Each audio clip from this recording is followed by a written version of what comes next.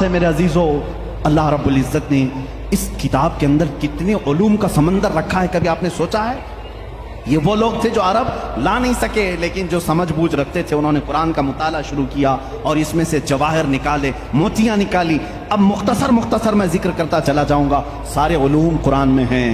मैं उसको कॉलेज के जो स्टूडेंट्स हैं या जो प्रोफेसर्स हैं या जो लेक्चरर हैं या जो डॉक्टर्स हैं, इंजीनियर हैं, जो भी हैं, वो आज मेरी इस तकरीर के मुखातब हैं। सुनो, कुरान पाक में वो उलूम जिसकी इजाद आज के ज़माने में कही जाती हो, मैं 14 सदियों पहले की इन आयात में तुम्हें साफ वाज़ेह बता सकता हूँ कि कौन कौन से उलूम कुरान में आए हैं।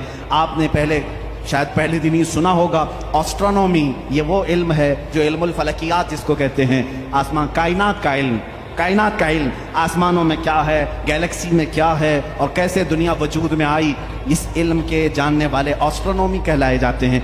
एस्ट्रोनॉमी के बेसिक फार्मूले कुरान पाक में है। जानते हैं आप एस्ट्रोनॉमी की सबसे बड़ी तहकीक क्या है?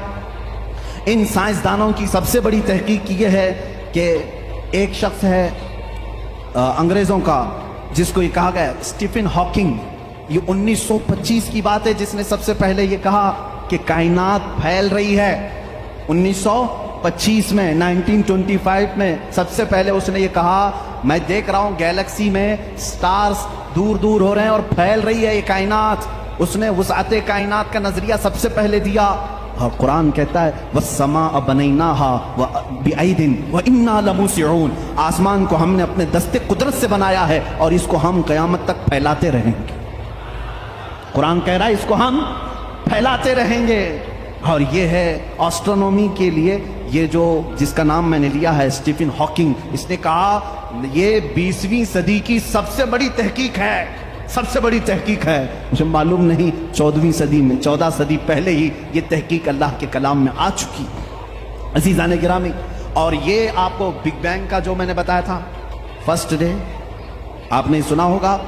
इस ज़माने में नहीं, बल्कि ये बिग बैंग का जो वो लाया है जिसने एस्ट्रोनॉमी में, जो सबसे पहले साइंसदान ने कहा कि पहले ये ज़मीन आसमान सब चीज़ें एक ही थी, एक बड़ा धमाका हुआ, उससे पूरी कायनात फैली।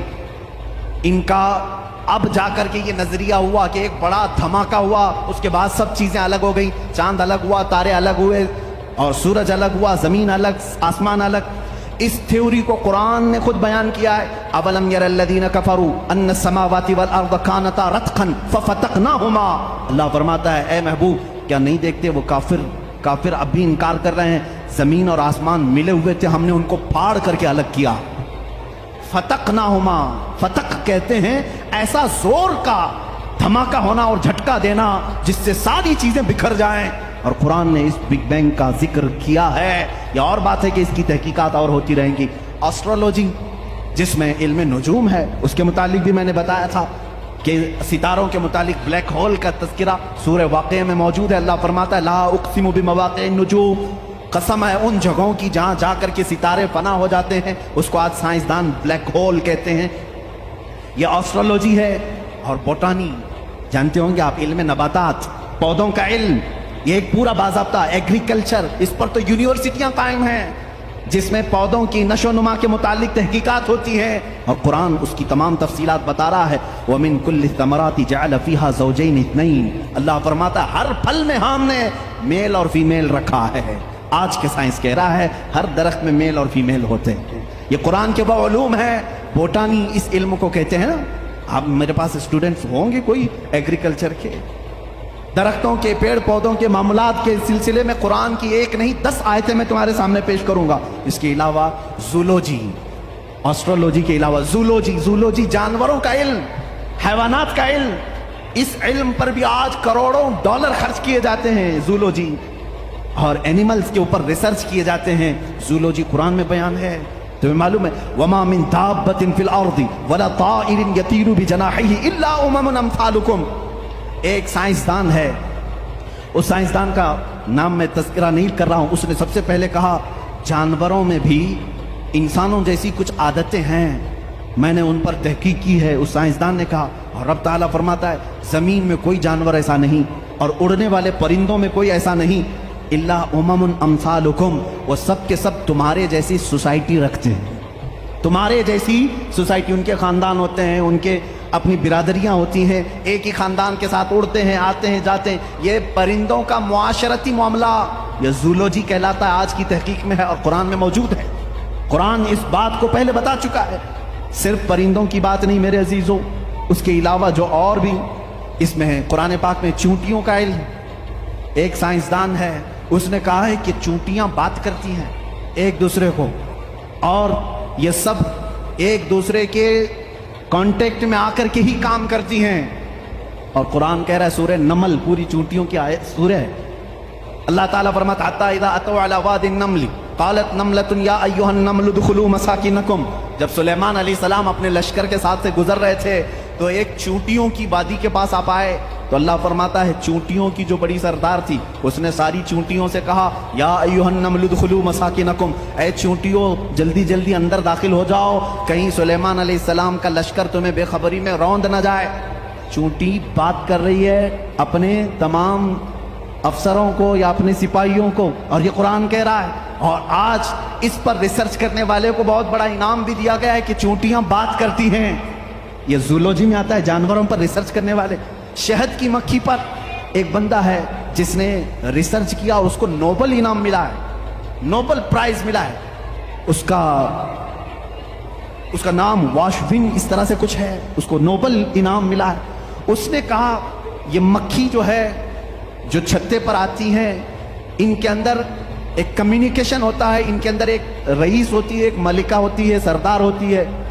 पहले के जो किताबें हैं, शेक्सपियर की किताबें मशहूर हैं लिटरेचर में, इंग्लिश के शेक्सपियर की किताबों में शहद की मक्खी को मुज़क्कर बयान किया गया है। जैसे उसके बहुत सारे सिपाही होते हैं, एक उसमें सरदार होता है मक्खियों में।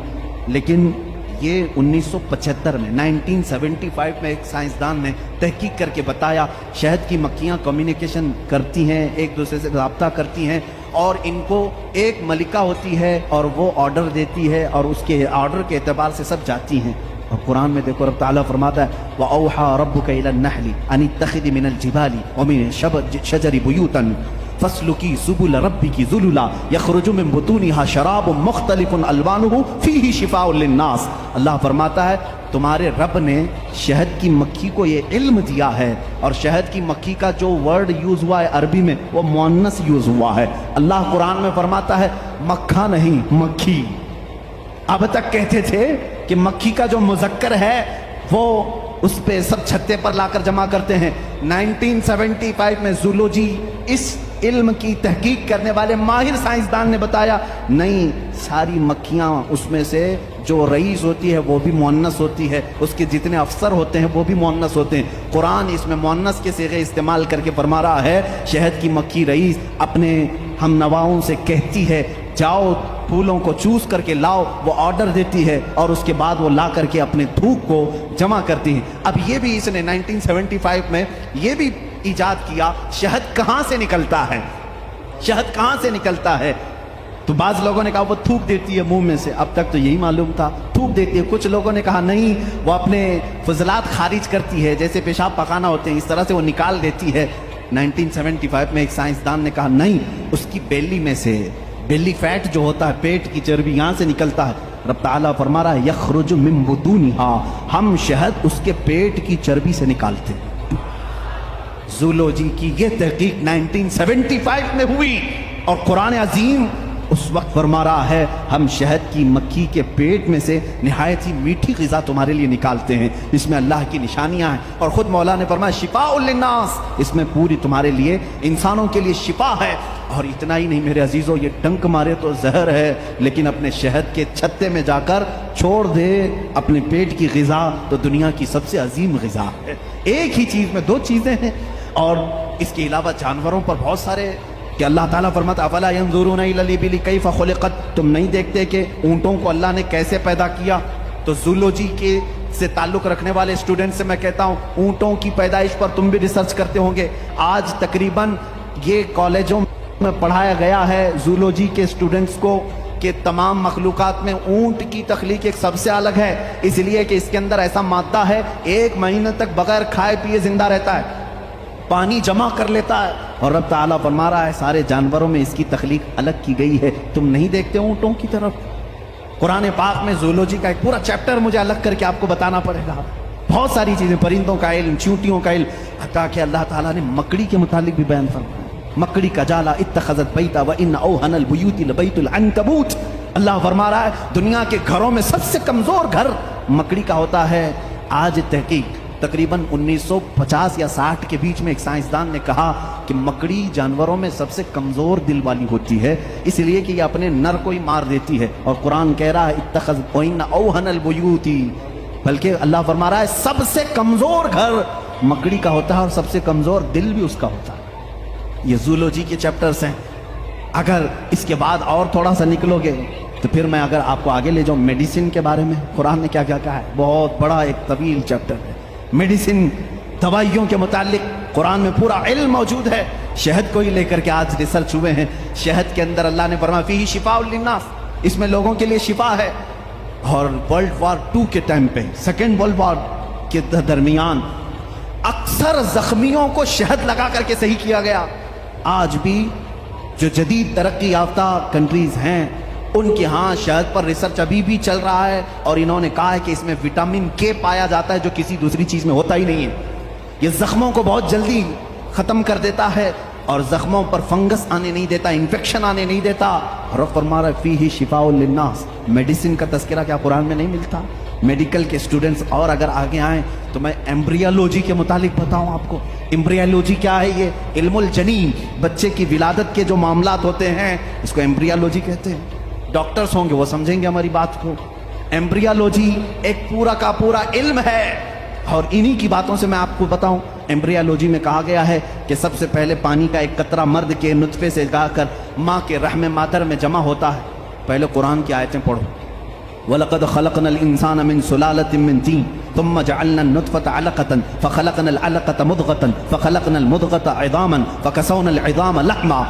अल्लाह ताला ने इस आयत को, इस तरह की आयत को 3 या 4 मरतबा इंसान की तख्लीक कैसे हुई, रब फरमाता है अल्लाह ताला ने नुतफे से तुम्हें पैदा किया, नुतफे से। अच्छा, मैं एक डॉक्टर साहब से बात हो रही थी, उन्होंने कहा पूरा नुतफा जो होता है इंसान का, मनी जो मर्द की होती है, इसमें एक बार की मनी में तकरीबन 30 लाख स्पर्म होते हैं। जो जरासीम, जिसको कीड़ा ये लोग कहते हैं, जो जा करके औरत के ओम में, यानी उसके बैजे होते हैं, अंडे होते हैं, उसमें टकराता है और जा करके फिक्स हो गया अगर एक जरासीम, एक कीड़ा, एक स्पर्म का, तो फिर बच्चे की विलादत वहां से शुरू होती है। तो उन्होंने कहा कि 30 लाख में से एक ही जाता है, 30 लाख में से एक ही जाता है। और रब ताला के इस कलाम पर कुर्बान जाओ, अल्लाह फरमाता है सुलालतिम मिन माइन महीन, कि जब तुम नुतफा डालते हो तो बहुत सारे पानी में से जो असल होता है मौला उसी से पैदा करता है।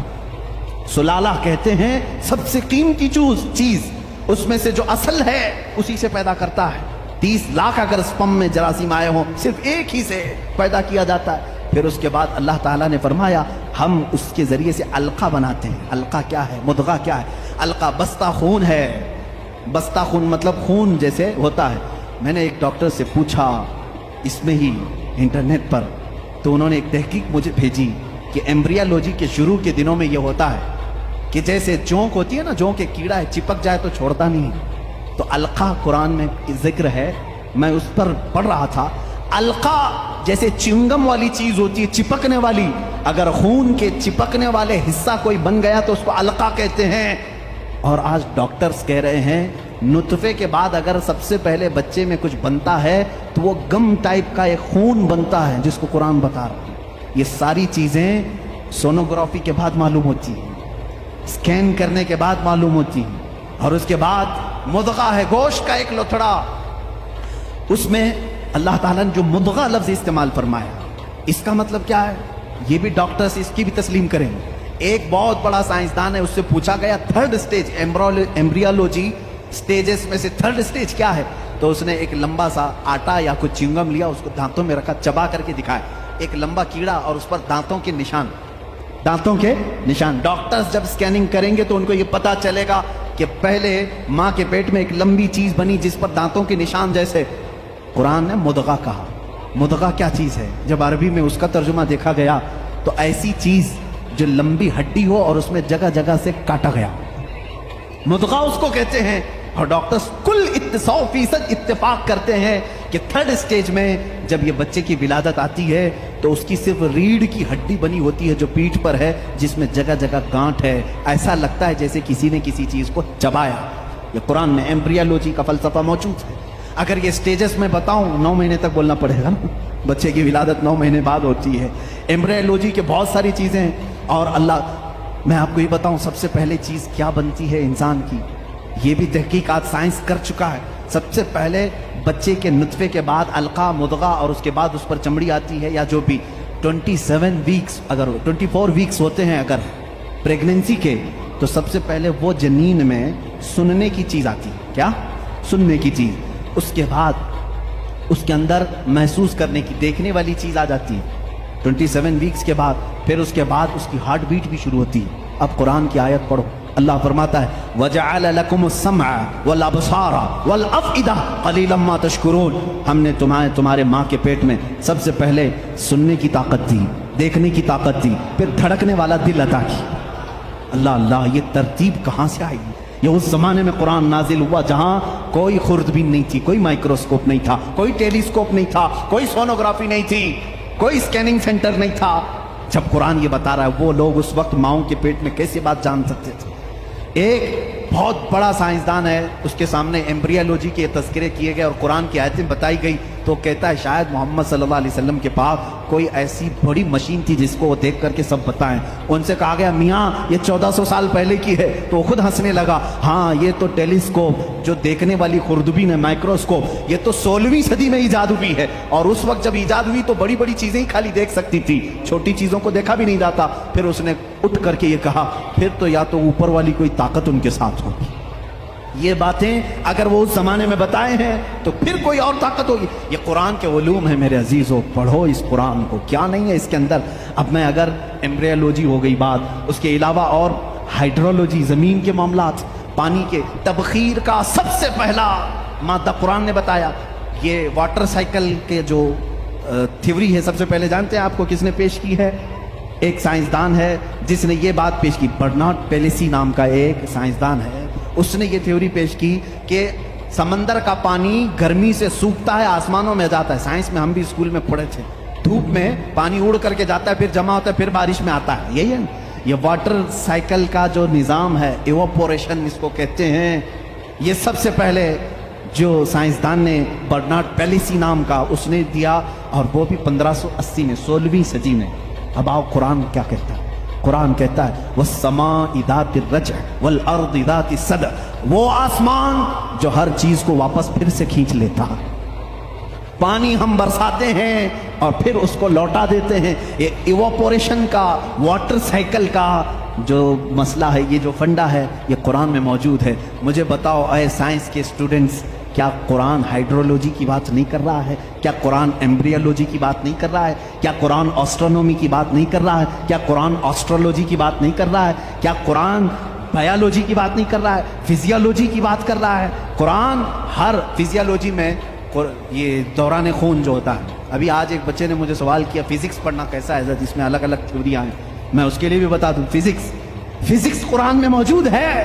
فزکس کا ایک بہت بڑا فنڈا یہ ہے کہ ایٹم یہ تقسیم نہیں ہوتا، پہلے سے لوگوں کا خیال تھا ایک ذرہ ہوتا ہے، 14 صدیوں تک لوگ یہ مانتے تھے ایک لاسٹ کوئی چیز ہوگی، اس سے لاسٹ تو کوئی کچھ نہیں ہوگا نا، جیسے ذرہ، ایک چھوٹا سا ہلکا ذرہ، وہ نہیں تقسیم ہوگا۔